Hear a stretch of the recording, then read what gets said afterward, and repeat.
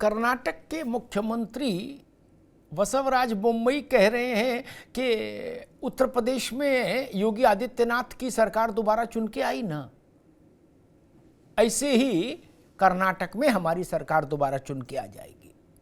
बात ठीक हो सकती है, लेकिन लाख टक्के का सवाल ये है, क्या बोम्मई योगी आदित्यनाथ हैं? ये बड़ा सवाल है कि उसमें व्यक्ति का करिश्मा महत्वपूर्ण है। क्या वो करिश्मा मुंबई के पास है? ये लाख टक्के का सवाल है। और इसी पर कल का जनादेश आकर टिकेगा। मेहमानों साहब का परिचय करा दे। प्रशांत पटेल भारतीय जनता पार्टी के प्रवक्ता हमारे साथ हैं। प्रशांत जी का स्वागत है। ओंकारनाथ सिंह जी कांग्रेस के वरिष्ठ नेता, ओंकारनाथ जी का बहुत स्वागत है। शैलेंद्र दुबे जी राजनीतिक विश्लेषक, शैलेंद्र भाई का बहुत स्वागत है। अभिषेक वाजपेयी प्रवक्ता समाजवादी पार्टी अभी हमारे साथ जुड़ेंगे। शैलेंद्र जी, आपसे बात शुरू करते हैं। दक्षिण और उत्तर दोनों से कल मैंडेट आएगा। एक में मसला है कि राज्य सरकार का, अभिषेक वाजपेयी भी जुड़ गए, उनका भी बहुत स्वागत, समाजवादी पार्टी के प्रवक्ता। उत्तर प्रदेश इसलिए महत्वपूर्ण है क्योंकि उसमें सैंपल साइज, अगर हम इसको एक सर्वे ही मान ले तो बहुत बड़ा है। 4,32,00,000। इतना तो मतलब बहुत सारे राज्यों की आबादी नहीं, और बहुत सारे राज्यों में इतना वोटर नहीं। और कर्नाटक 24 के लिए जो पेशबंदी होनी है, अलायंस होने हैं, री अलायंस होने हैं, फॉर्मेशन बनने हैं, फॉर्मेशन भी करने हैं, वो सब लोग कल कर्नाटक के रिजल्ट का इंतजार करेंगे। और कांग्रेस कहां से वापसी कर रही है, किस स्थिति में है, इसका भी फैसला कर्नाटक करेगा। कैसे देखते हैं इस कर्नाटक से लेके उत्तर प्रदेश तक के जनादेश को? जी अमिताभ जी, देखिए हर चुनाव अपने आप में महत्वपूर्ण होता है, लेकिन मेरा मानना यह है कि विधानसभा के चुनाव और जो आपके लोकल चुनाव है, हर चुनाव की परिस्थितियां अलग होती हैं, मुद्दे अलग अलग होते हैं। और जब बात राष्ट्रीय चुनाव की आती है, राष्ट्रीय परिप्रेक्ष्य की आती है, तो हम लगातार 2-3 चुनावों से देख रहे हैं मतदाता अब तुलनात्मक पहले के काफी जो है सजग हो गया है, परिपक्व हो गया है। तमाम ऐसे राज्य हैं जहां पर विधानसभा में किसी दूसरी पार्टी को चुनते हैं और जब केंद्र की बात आती है तो किसी दूसरे को समर्थन देते दिखाई देते हैं। कुछ ऐसे राज्य अभी भी जो छूटे हुए हैं जहां पर क्षेत्रीय दलों को समर्थन मिलता है। और मेरा यह आकलन ये है कि 2024 में उन प्रदेशों में भी जो है नेशनल पार्टी की तरफ झुकाव देखा जाएगा, चाहे वो उड़ीसा हो, चाहे वो आंध्र प्रदेश हो, चाहे वो तमिलनाडु हो, चाहे वो वेस्ट बंगाल हो। क्योंकि हम लोग चाहते नहीं कि जो है रीजनल पार्टी को उतना ज्यादा जो है नेशनल उसमें वो दिया जाए, जगह दी जाए, जिससे वो अननेसेसरी का जो है प्रेशर जो क्रिएट करे नेशनल पार्टीज के ऊपर। अब लोग, मुझे नहीं लगता कि उस तरफ जो जाने वाला है। विषय है कर्नाटक का और उत्तर प्रदेश का। तो कर्नाटक की जो परिस्थितियां है, अगर मान लीजिए कांग्रेस जो है वहां जीत कर आती है तो कांग्रेस को जाहिर सी बात है वो जो काडर है उसको एक बूस्ट मिलेगा। और जिस तरह से विपक्षी एकता में निगोशिएट करने में कांग्रेस को वो कहते हैं ना, जो ड्राइविंग सीट है उस पे आने के लिए निगोशिएशन वाली टेबल पे एक जो है उनको एक पॉजिटिव वो मिलेगा कि हाँ देखिए हमारी इतने प्रदेशों में सरकार है और इतने प्रदेशों में हम सहयोगी है। उस परिस्थिति में उनको एक अपर एज मिलेगा।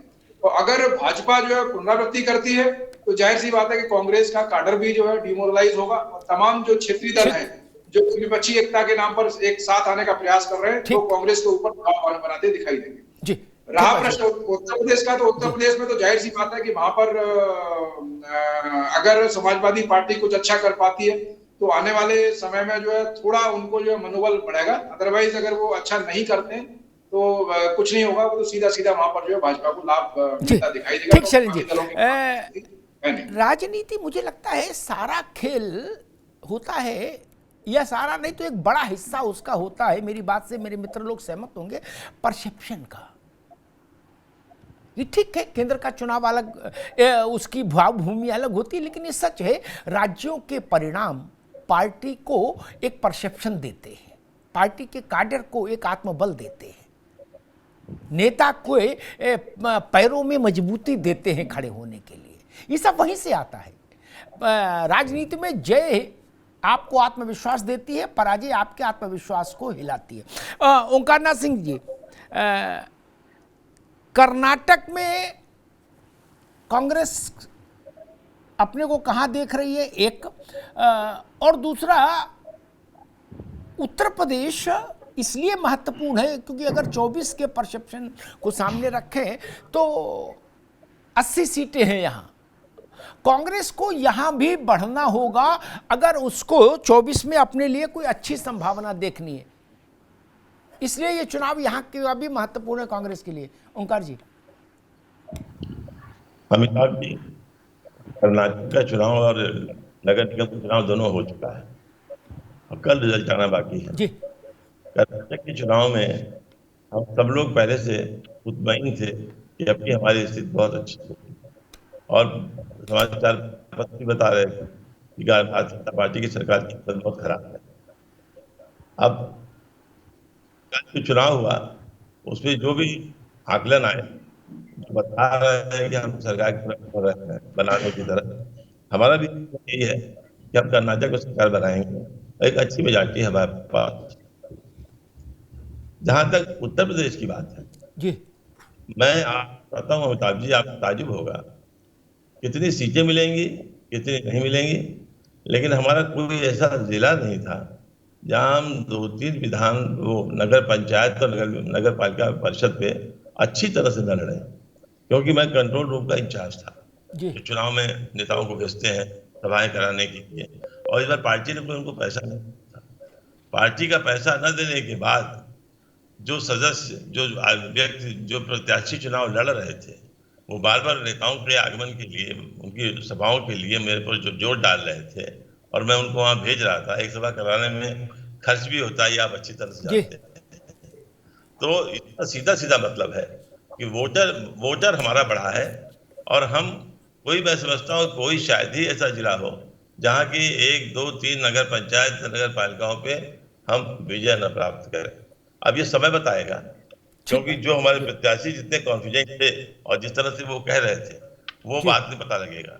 लखनऊ के अंदर जहां हमें गिनती में गिन नहीं रहे थे वहां भी हमारे प्रत्याशी को वोट मिला है।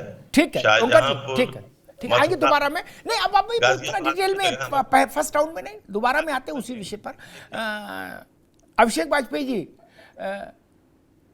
समाजवादी पार्टी को 24 में अगर अपने को बीजेपी के सबसे बड़े प्रतिद्वंदी के तौर पर स्थापित करना है तो उसके लिए ये निकाय चुनाव कांग्रेस और बसपा की तुलना में ज्यादा महत्वपूर्ण है। इस बात से आप सहमत हैं ना? क्योंकि लड़ाई तो यही है ना कि बीजेपी के मुकाबले में कौन,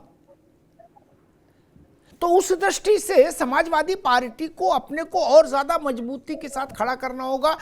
111 सीट से आगे बात जाए तो माना जाएगा कि मजबूती आ रही है। अभिषेक जी। धन्यवाद अमिताभ जी। अभी आपने ये बात कही कि 24 के मुकाबले बीजेपी के मुकाबले में कौन। देखिए, समाजवादी पार्टी मुख्य विपक्ष के रूप में है उत्तर प्रदेश में, और हमारा वोट परसेंटेज भी बताता है कि मुख्य विपक्ष में कौन। हम आते हैं कि समाजवादी पार्टी का जो रूपरेखा है उस पर आते हैं। इस निकाय चुनाव में आदरणीय अखिलेश यादव जी के सभी कार्यकर्ताओं ने और स्वयं आदरणीय अखिलेश यादव जी ने भारतीय जनता पार्टी द्वारा किए गए सभी कार्यों पे विश्लेषण करने के बाद बात की, जनता से बात की। अगर आप देखेंगे कि कूड़ा प्रबंधन जो कि आपके घर से हमारे घर से सब जगह से था, वहां पे एक बजट भी अलॉट नहीं किया गया। जो बजट अलॉट किया भी गया तो उसमें 3 कंपनियों ने साथ छोड़ करके वापस चले गए, जहां पे बहुत ही खराब स्थिति में नगर निगम रहा। आपने देखा, आपका घर हो चाहे हमारा घर हो, हम सब लोग हाउस टैक्स पे करते हैं, ये हम लोगों की रिस्पॉन्सिबिलिटी भी बनती है। कितने करोड़ों रुपए का चूना लगा नगर निगम को, या किसी से छुपा नहीं है।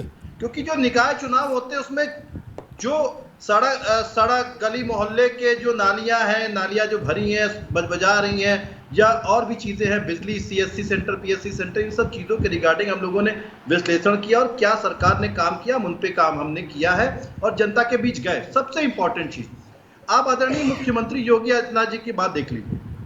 किसी भी जनसभा में सिर्फ उन्होंने एक बात कही, हमने ये एनकाउंटर किया, हमने ये एनकाउंटर किया। इसके अलावा अगर उन्होंने काम किया होता तो शायद वो अपने कामों को गिना रहे होते। मैं बड़े विश्वास के साथ कह सकता हूं कि भारतीय जनता पार्टी 20 काम भी नहीं बता पाएगी जो उन्होंने किया। ये जरूर बताएगी कि ये इन्वेस्टर्स मीट कराया मैंने, ये आया प्रोजेक्ट, ये ऐसी जगह पे चल रहा है, ये वहां पे मैंने अस्पताल बनवाया, लेकिन वो कभी नहीं कह पाई कि मैंने ये काम कर दिया और ये धरातल पे चालू हो चुका है, क्योंकि ये उसका 6वां साल है। बल्कि मैं आपसे एक चीज और निवेदन करूंगा कि इनको ये भी भारतीय जनता पार्टी के मित्र को बताना चाहिए कि पिछले सत्र में शिक्षा मंत्री ने अपने भाई का झूठा सर्टिफिकेट बनवा करके उसको नौकरी दिलवानी चाहिए थी, उस पर आज तक क्या कार्रवाई हुई? ठीक, अब या फिर अभिषेक आदरणीय मुख्यमंत्री दोबारा दूसरे राउंड में आते, ठीक बात। मैं प्रशांत पटेल के पास चलूं, लेकिन उससे पहले एक टिप्पणी जरूर करूंगा। बड़ी रोचक स्थिति है। अगर ये मान लिया जाए जो बात समाजवादी पार्टी कह रही, तब क्या हम उत्तर प्रदेश के 25 करोड़ लोगों की बुद्धि पर प्रश्न चिन्ह नहीं खड़ा कर रहे कि बिना कोई काम किए वो जिता रहे हैं? अरे वोट तो जनता देती है ना, अभी नहीं, दोबारा में आएंगे, अभी नहीं। वोट तो जनता देती है। कोई पार्टी अध्यक्ष, महासचिव, संगठन मंत्री, कोई हो, जिला अध्यक्ष हो या राष्ट्रीय अध्यक्ष हो, खुद तो सरकार बना नहीं लेगा, जनता देगी ना। और अगर आप कह रहे कुछ नहीं किया इन्होंने, 20 काम भी नहीं किए, तब तो ये उत्तर प्रदेश की महान जनता पर सवाल खड़ा हो जाएगा। मुझे लगता है ऐसा नहीं होता। नेताओं से ज्यादा समझदार जनता होती है, इसीलिए जनता की अदालत में नेता खड़ा होता है जाके। नेता की अदालत में जनता नहीं खड़ी होती आके। जनता नेता बदल सकती है, लेकिन नेता जनता नहीं बदल सकता। ये जान लीजिए। दोबारा में आएंगे, अभी लिख के रख लो आप तब तक। प्रशांत पटेल जी, आपने कोई बात कही है तो फिर आपको सुनना भी करने आएंगे ना, आएंगे तब उसमें बोलिएगा। प्रशांत पटेल, कर्नाटक में बोमई कह रहे थे कि जैसे उत्तर प्रदेश में योगी आदित्यनाथ की सरकार दोबारा आई, वैसे कर्नाटक में। तो मेरे जहन में एक प्रश्न आया कि क्या बोमई योगी हैं? एक दूसरा, उत्तर प्रदेश निकाय का चुनाव आपके लिए, मैं मानता हूं इस दृष्टि से महत्वपूर्ण है कि जनादेश आपके पक्ष में जनादेश का जो सिलसिला है वो कंटिन्यूएशन में जारी रहे या नहीं रहेगा। ये मुझे लगता है एक संदर्भ इसमें बनता है 2014 से अब तक की जो यात्रा है उसमें। प्रशांत पटेल, देखिए अमिताभ जी, हर राज्य की परिस्थितियां अलग होती है, हर राज्य की हिस्ट्री, जियोग्राफी, वहाँ की राजनीतिक स्थितियां अलग होती है। तो कर्नाटक को ये नहीं कहा जा सकता कि उत्तर प्रदेश है या बोमई जी योगी आदित्यनाथ जी है। निश्चित तौर पर उनमें कोई तुलना नहीं हो सकती है। हाँ, ये हम अवश्य कहते हैं कि उत्तर प्रदेश में हमारी स्थितियां मजबूत हैं। हम यहाँ पर चौथी बार सत्ता में हैं अपने दम पर। और कर्नाटक में थोड़ा सा हमारा कमजोर रहा है, हमारा दक्षिण का प्रवेश द्वार रहा है, 2 बार वहां भी हम सत्ता में रहे, लेकिन अब पूर्ण बहुमत वहां पर जिस तरीके से बाकी राज्यों में हमारा रहा है, नॉर्थ ईस्ट स्टेट्स में, उतना हम कर्नाटक में नहीं पा पाए हैं। लेकिन इस बार निश्चित तौर पर जो हमारे 4 साल का वहाँ कर्नाटक में कार्यकाल, अच्छा काम हुआ है। दोनों मुख्यमंत्रियों ने हमारे अच्छे काम किए। उसी काम के आधार पर, विकास के मॉडल पर भी हम वहाँ पे कर्नाटक में गए थे। सभी हमारे नेताओं ने वहां पर मेहनत किया है, और उसी आधार पर, उसी विकास के काम के आधार पर बोमई साहब ने कहा है कि हम जिस तरीके से उत्तर प्रदेश में दोबारा सत्ता पे आए, उसी तरीके से कर्नाटक में भी सत्ता में आए। हालांकि 1985 के बाद वहां का भी ट्रेंड रहा है कि कोई पार्टी लगातार इलेक्शन में दोबारा नहीं आ पाई है, लेकिन हम पूरा प्रयास है। तो देखिए कल रिजल्ट आ रहा है, तो जो सब चीजें स्पष्ट हो जाएंगी। बहुत चीज में कोई चुनावी माहौल तो है नहीं, जो भी चीजें होनी थी हो गई हैं, वो तो माहौल समाप्त हो गया। कल तो रिजल्ट का दिन है। तो उसी आधार पर उन्होंने कहा है तो कि हम पूरी तरीके से आश्वस्त हैं कि पूर्ण बहुमत के साथ, पिछली बार हमारी 104 सीटें थी, इस बार हमारा प्रयास है कि 113 सीट हम आकर के इस बार अपने पूर्ण बहुमत के साथ वहां पर सरकार बनाएंगे। जी, शैलेंद्र दुबे जी, कर्नाटक में एक बात बार बार आ रही है कि ठीक है, अधिकांश एग्जिट पोल ने कांग्रेस को सिंगल लार्जेस्ट दिखाया, 1-2 एग्जिट पोल ने भाजपा को दिखाया, लेकिन मेजॉरिटी ने कांग्रेस को दिखाया है। लेकिन वो कम है जिन्होंने कांग्रेस को पूरी मेजॉरिटी के साथ दिखाया। ठीक, सिंगल लार्जेस्ट दिखाया, बट फुल मेजॉरिटी के साथ कम। क्या जेडीएस का पेंच और फिर वही बैक टू स्क्वायर वन, फिर देवीगौड़ा जी के दरवाजे जाओ, चाहे ये जाए चाहे वो जाए, फिर वही हिलती डुलती सरकार? नहीं, ये एक संकट रहेगा जेडीएस में, कर्नाटक में। शैलेंद्र जी? जी अमिताभ जी, बिल्कुल। देखिए ऐसा है, मैं कर्नाटक के चुनाव को मैं थोड़ा क्या नाम आपको पीछे ले जाना चाहूंगा। अगर पिछले 3 चुनावों के परिणाम हम देखें कर्नाटक के 2008, 2013, 2018, तो जब कांग्रेस को अपने दम पर बहुमत मिला है 2013 में, जब 122 सीट के आसपास मेरे ख्याल से थी टैली, उस समय कांग्रेस और भाजपा के बीच में जो वोट डिफरेंस था वो लगभग 15 से 16% का वोट डिफरेंस था। इस बारी जितने भी जो है पोल स्टर्स हैं, जितनी भी एजेंसीज हैं, वो ज्यादा से ज्यादा जो वोट शेयर का डिफरेंस है 4 या 5% का दिखा रहे हैं। और 4 या 5% के वोट डिफरेंस में कभी भी ऐसा नहीं होता कि किसी भी पार्टी को जो है बहुमत मिलता जो है दिखाई दे। इवन चाहे भाजपा ने 2008 में जब बहुमत के करीब पहुंची थी, 110 सीटें ली थी, या पिछले 2018 में जब भाजपा सबसे बड़ा दल बनी थी तब 36% के लगभग भाजपा का था और 38% के आसपास कांग्रेस थी। तो क्लियर मेजोरिटी के लिए कांग्रेस अगर जो अपने दम पर वहां सत्ता में आती है तो उसके लिए वोट प्रतिशत का जो डिफरेंस है वो कम से कम 10% का होना चाहिए। और कोई भी ऐसी एजेंसी जो प्रोजेक्ट नहीं कर रही वोट शेयर का डिफरेंस है, तो इस बारी का जो चुनाव परिणाम है वो अपने आप में बहुत ही महत्वपूर्ण होने वाला है। वो एकदम अलग होगा, क्योंकि क्या है, देखिए इसमें से 2 रीजन है। कर्नाटका में मूलतः 6 रीजन है और 6 में से 2 रीजन है वो डिसाइड करेंगे कि सरकार कौन बनाएगा। तो वो 2 रीजन है, एक तो जो मुंबई कर्नाटक है और दूसरा आपका जो साउथ कर्नाटक है, ओल्ड मैसूर रीजन है। ये क्योंकि मुंबई जो कर्नाटक है उसमें लिंगायत बहुल इलाका है और उसमें जो भाजपा की पिछले कई चुनावों में परफॉर्मेंस अच्छी होती दिखाई दी है। और जो ओल्ड मैसूरू जो दक्षिण कर्नाटक का इलाका है उसमें जेडीएस जो है अपना अच्छा खासा प्रभुत्व रखती है। तो अगर जेडीएस वहां अपनी पोजीशन रिटेन करने में कामयाब रहती है, 1-2 सीट का अगर फर्क पड़ता है, तो जाहिर सी बात है कि इस बात की प्रबल संभावना है कि वहां असेंबली हंग होगी। और अगर असेंबली हंग होगी तो फिर जेडीएस किंग मेकर नहीं होगी, इस बात की संभावना है कि वो किंग होगी।